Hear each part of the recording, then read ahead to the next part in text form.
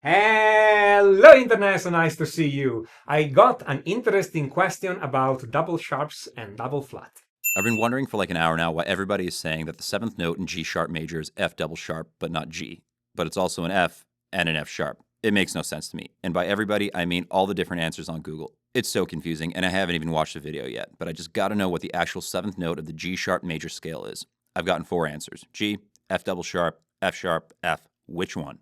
Okay, so let's see why double sharps and double flat exist, how they come up in music theory, and why F double sharp is not G. The first thing to know is that whenever you spell a scale in the Western canon, so major scales, minor scale, harmonic minor, melodic minor, etc., but on scales outside the Western canon, anything can happen, okay? But inside the Western canon, okay, you have always scales of 7 notes. So when you spell them, you have 7 letters, and you need to use every letter once and only once. You cannot use the same letter twice, and you cannot skip letters. That's the rule. Now, the thing that nobody tells you is why the rule exists, okay? Because everybody tells you do this and they never tell you why. And so people are like, why? Okay, it's easy. It's actually, there is a very, really easy answer to that, okay? It's because when you put those notes down in a score, okay, and let's say you have 2 notes in the scale, okay, you can write those notes as A flat and A sharp, okay? If you have those 2 notes in the scale, both of them will be written in the score in the same position, one with a flat and one with a sharp. This would be fairly hard to read, okay? Because you will have to put the flat and sharp explicitly every time those notes happen, and it would be harder to read. When you have those notes in the scale, you have other 2 much easier solutions here than using the same note with 2 different alterations. You could write A flat and B flat. So those 2 notes will be written instead as an A and a B. And indeed, maybe those flats will be moved in the key, so you won't have to repeat them every time. Or you could write these as G sharp and A sharp. And so those 2 notes will be written instead as a G sharp and an A sharp. And again, it would be in 2 different places in the score, and it would be easier to read.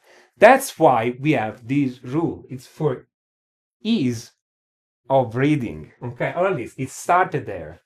When you follow this rule, a number of other things happen, and they are all good. So let's say we want to spell the G sharp major scale. And let's say I want to spell the G sharp major scale. I could start from G sharp and do all the calculation, but there is an easier way, and the easier way is this. Let's spell the G major scale first. So the scale without the alteration. A G major scale, it's easy, everybody knows it, is G, A, B, C, D, E, F sharp. Now, if we go from G major to G sharp major, you add a sharp to all the notes. Simple as that. So the G sharp major scale will be G sharp, A sharp, B sharp. Yes, there is such a thing as B sharp.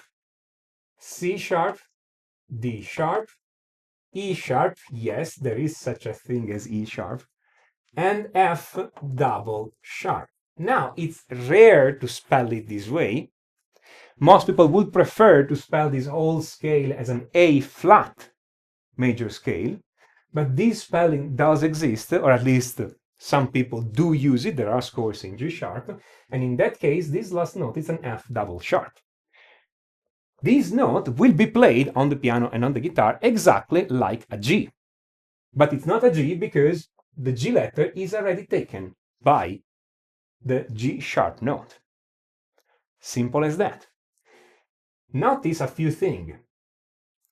I just added a sharp to every note. I can do this with scales, I can do this with chords.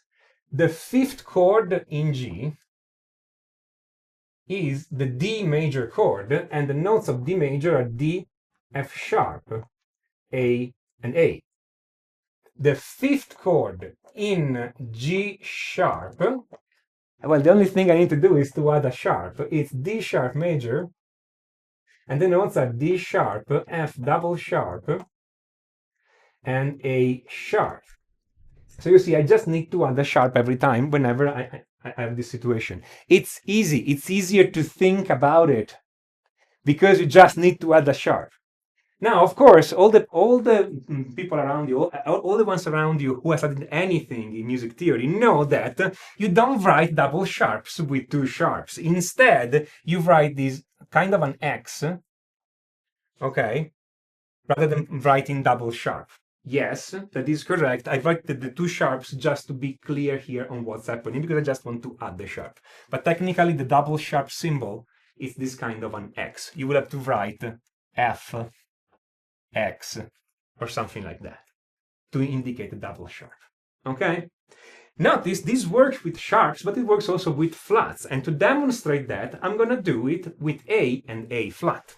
And let's say I have the A major scale and the A flat major scale. I want to write the A flat major scale, but I'm starting from the A major scale because for any reason, A major, it's easier for me.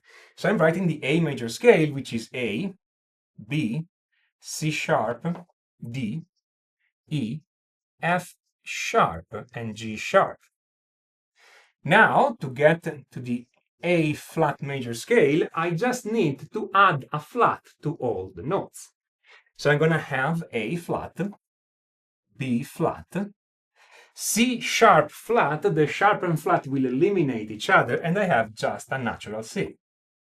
D flat, E flat, F sharp flat is just a natural F, G sharp flat is just natural G, and you notice that I have now an A flat major scale. If now I respell everything in harmonic, I'll use the G sharp is the same as A flat, A sharp is the same as B flat, B sharp is the same as C, and it's very elegant, no? It's C sharp is the same as D flat, D sharp the same as E flat, E sharp the same as F, and F double sharp the same as G. Just the names are different, the sounds are all the same. We use this rule and spell things this way because it's more consistent, and this makes it easier for us to think about those chords. If you want to spell complicated chords, you can spell the chord without the alteration first and then add the alteration to all the notes. If you want to spell complicated scale, you spell the scale without the alteration. So you spell, say, A rather than A flat or G rather than G sharp, and then add the alteration just to all the notes. Okay? This makes it much easier to think about that. And that's why the seventh note in G sharp major is F double sharp, and it's not G. Even if it's played exactly the same, it's called in a different way because it makes it easier to think about that. There is nothing strange about double sharps. They just happen, okay? There are even a few situations where you have triple sharps happening or triple flats. They are very rare, okay? And you typically want to avoid those, but occasionally they can happen, okay? But there's nothing strange about that. It's just a notation. Now, if you want to know how all this stuff actually sounds, and you want to see how all this stuff actually applies to the guitar, and you actually want to hear all those sounds and make actual music with that, I recommend you guys have a look at my course, Complete Chord Mastery. This is Tommaso Zillia on mysteryforguitar.com, and until next time, enjoy.